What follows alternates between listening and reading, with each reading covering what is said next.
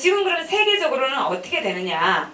아까 보여드린 거는 발전량이었어요. 그 핵발전소를 가동해서 생산하는 전력량이 어떻게 되느냐고, 지금 보여드리는 건 이 막대는 원자로 수예요. 원자로 수고, 요 지금 이 실선은 뭐냐면 시설 규모예요. 그러니까 이 얘기는 뭐냐면 지금 현재 2011년 현재 전 세계적으로 가동 중인 발전소는 437기예요. 437기. NEA라고 뉴클리어 에너지 에이전시에 들어가서 보면은 442기로 나와 있는데 5기가 거의 가동이 안 되고 있기 때문에 이 슈나이드라는 사람이 만든 자료에 의하면 437기예요. 그래서 원자로는 2002년에 444기를 기점으로 해서 이게 제일 많았던 해였고요. 서서히 지금 줄어들고 있어요.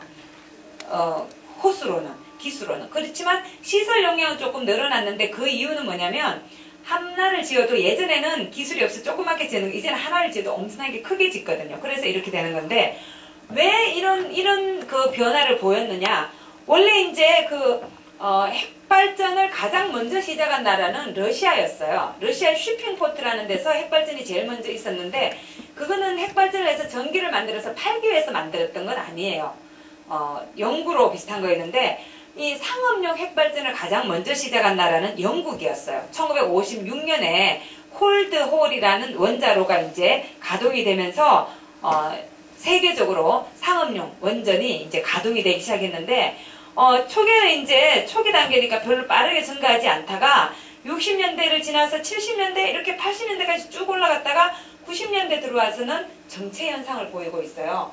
그리고 우리가 지금 얘기할 때는 많이 늘어난 거지만 오히려 줄어들고 있는데, 이렇게 왜 80년대 지나서 90년대 와서 정체가 되고 있느냐? 두 가지 굉장히 중요한 사건이 영향을 미쳤어요. 1979년에 미국의 쓰리마일 섬에서의 사고. 그래서 미국에서는 이 사고 전에부터 사실은 정확하게 얘기하면 1976년부터 새로운 원자로 건설에 대한 건설 수주가 없었어요. 왜냐면 그 당시만 하더라도 원자로를 굉장히 많이 지으려는 계획을 가지고 있었는데 그 전력 시장에서 전기에 대한 수요가 그렇게 많이 늘어나지 않았기 때문에 새로 더 짓겠다고 이제 주문을 하지는 않았어요. 75년까지는 주문이 많이 있다가 76년부터는 주문이 없었는데 전력 수요가 늘어나도 이제 더 이상 수주를 안 하는 거예요. 왜? 79년에 그 사건이 일어나면서 원자력 발전이라는 게 너무나 위험한 거다. 이래갖고는 새로운 걸 더 이상 짓겠다는 업자가 안 나타난 거죠. 그리고 또 그게 위험하기 때문에 규제를 강화하기 때문에 그 규제 수준을 맞추려면 돈이 엄청나게 많이 들어가는 거예요. 건설비가. 그러니까 수지 타산이 맞지 않죠. 그래서 그 원전 건설에 대한 새로운 주문이 미국에서는 더 이상 없었어요. 그 이후로. 그러다가 86년에, 근데 그것이 유럽 사회는 그렇게 크게 영향을 많이 미치지는 않았어요. 물론 반핵운동하는 사람들은 영향을 미쳤는데 전체 시민들에게 그렇게 크게 영향을 미치지 않다가 결정타를 날린 게 뭐냐면 86년에 있었던 체르노빌, 구소련의 우크라이나 지역의 체르노빌에서 일어난 사건이 결정타가 됐죠. 그 전에는 이제 일부 반핵운동을 하는 사람들에게만 이게 문제로 느껴졌는데, 그 사건이 일어나면서 세슘이라든지 이런 것들이 유럽의 전 지역으로 다 확산이 됐거든요. 멀리 바다 건너 영국까지 날아갔어요. 그리고 이게 원래는 북반구 이제 북극으로 올라갔다가 다시 내려오기 때문에 노르웨이라든지 스웨덴이라든지 이런 지역까지도 갔다는 거예요. 그래서 그 사건 때문에 더 이상은 사람들이 유럽에서 원자로를 더 이상 건설하겠다는 나라가 많이 없어요. 근데 왜 86년에 그러면 더 안 하고 여기서 안 거치고 계속 증가했느냐, 요 몇 년 사이에. 왜냐면 이 원자력 발전소를 건설하는 거는 굉장히 공사기간이라, 처음에 계획을 해서 공사를 하고 가동을 시작하기까지 시간이 너무 많이 걸려요. 그 시간을 우리가 리드 타임이라고 부르는데, 이 리드 타임이, 발전소는 다 리드 타임이라는 게 있어요.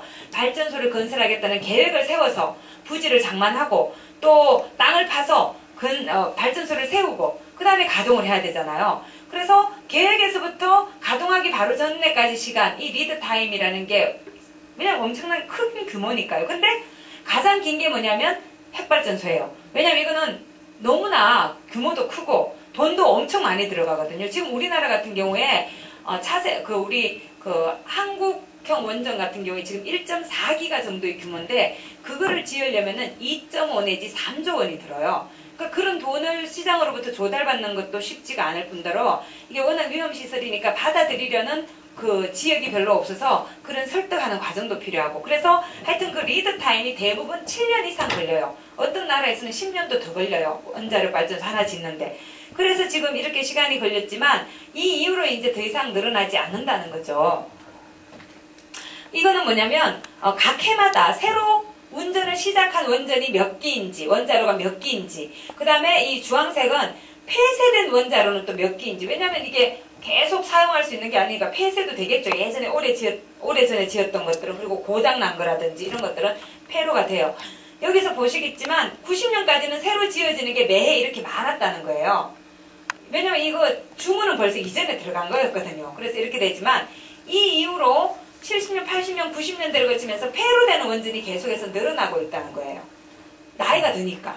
지금 이게 전 세계의 핵에너지 원자로가 어디에 얼마나 위치하고 있는가인데 아까 보여드리는 것처럼 OECD 국가 이게 많거든요. 그 OECD 국가 대부분 북반구에 한 30에서 40도 정도에서 미도 그 정도에 사니까 여기에 이렇게 많아요. 지구 중에서도 이제 이 지역이 굉장히 많이 가지고 있어요. 근데 이걸 보면 지금 세계에서 가장 그 많은 원자로를 가지고 있는 나라가 어디냐면 미국인데 104기를 가지고 있어요. 104기, 근데 미국은 이 나라 자체가 전기를 너무나 많이 쓰는 나라이기 때문에 104기로 생산하는 이 전력량이, 핵발전 전력량이 전체 전기에서 차지하는 비중이 20이 채 안 돼요. 19에서 20 정도밖에 안 되거든요. 여기는 20이라고 나와 있는데. 그 다음에 이제 높은 나라가 프랑스죠. 58기. 그 다음 일본은 여기는 55기인데 54개예요. 54기. 러시아 32기. 그 다음 한국이 좀 많은 편이죠. 지금 보면 지금 여기는 20기인데 21기예요. 그래서 이런 식으로 되어 있어요. 현재 가동 중인 게 그렇다는 얘기고요. 이거는 뭐예요? 이 회색은 앞으로 지을 거 몇 개 지을 거냐 이거거든요. 어떻게 되어 있나요? 지금 다른 나라하고는 비교 자체가 안 되는 나라가 하나 있네요. 중국이에요. 중국은 지금 13기가 가동 중인데 200기 목표로 하고 있거든요. 그래서 187기. 그러니까 지금 짓고 있는 것도 있고 계획만 있는 것도 있지만 이렇게 많이 짓겠다는 거예요. 미국은 현재로서는 가장 뚱뚱하지만 정부는 이렇게 짓고 싶어 하지만 이걸 짓겠다는 사업자가 없어요. 수지가 안 맞거든요. 미국에서는. 자, 그러면 이거는 이제 새로 이제 건설 중인 걸 다 보면은 최근에서 조금 는 걸 알 수 있어요. 이게 이제 기후변화 때문에 원전을 짓는 것이 낫다 이래갖고 이제 짓기 시작한 나라들이 있어서 그런데 이 대부분이 어디냐면 중국 때문에 그래요. 중국. 이거는요. 지금 가동 중인 원전이 전 세계적으로 몇 년 정도 가동됐느냐 이걸 구해봤더니 평균 26년이라는 거예요. 나이로 치면은 26살이라는 거예요. 이 원자로의 나이가. 그 얘기는 뭐냐면 노후화되어 가고 있다는 거죠. 전 세계 원전이 노후화되어 가고 있다. 그래서 지금 가장 오래 가동한 게 지금 43년짜리가 하나 있고요. 이게 여기가 많다는 얘기가 뭐예요? 폐로의 시점이 가까워진 원자로가 이렇게 많다는 얘기예요. 새로 지어지는 건 상대적으로 적어요. 그 다음에 폐로된 걸 이렇게 보시면 아시겠지만 폐로된 게 나이를 구해보니까 22살이더래요. 그러니까 평균 수명이 아까 30년 그리고 최근에 40년이라고 그랬잖아요. 근데 그거를 채우고 폐로되는 게 별로 없다는 얘기예요. 제일 오래 돌린 게 48년짜리가 하나 있긴 한데 대부분은 이제 20년 전으로 해서 이제 폐로된 게 많다는 얘기예요. 그래서 우리가 예상했던 설계 수명도 채우지 못한 게 많더라는 거예요. 이거는 무슨 글이냐면 현재 그 가동 중인 걸 설계 수명이 40년이라고 다 가정을 했을 때 앞으로 그럼 폐로될 게 매해마다 몇 개씩 얼마나 많이 생기느냐 이제 시설 용량으로 따져본 거거든요. 그래서 예를 들면 지금 앞으로도 계속 폐로될 게 이렇게 많다는 얘기예요. 왜냐하면 80년대까지 90년대까지 많이 지었었으니까 그 전까지 쫙 있다가 그 후에는 이제 서서히 줄어드는데 이건 뭘 얘기하냐면 폐로되는 것만큼 새로 이렇게 세우지 않으면 현재의 원전 시설 용량을 유지하는 것도 가능하지 않다는 얘기예요.